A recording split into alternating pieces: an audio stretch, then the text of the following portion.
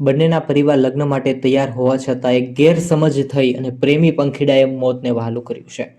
ઘણા બધા સમાચાર સામે આવ્યા છે. તાપી જિલ્લાના નિઝર તાલુકામાં નવાડ નેવા ગામની વસ્તી 1000 માંડ વસ્તી છે. આદિવાસી સમાજ ઇતિહાસ સંભવ પહેલો કિસ્સો. ગણેશભાઈની મૂર્તિ ટ્રેક્ટરમાં લઈ જઈ અને જાન જોડી હતી. છોકરીના ઘરે જાન જોડી અને ગયા હતા. તેમના પરિવારજનો અને પંચ સાથે બેસી અને બધી વાતો પણ કરી. જ્યારે પ્રેમી પંખીડાએ આત્મહત્યા કરી હોવાના સમાચાર સામે આવ્યા છે.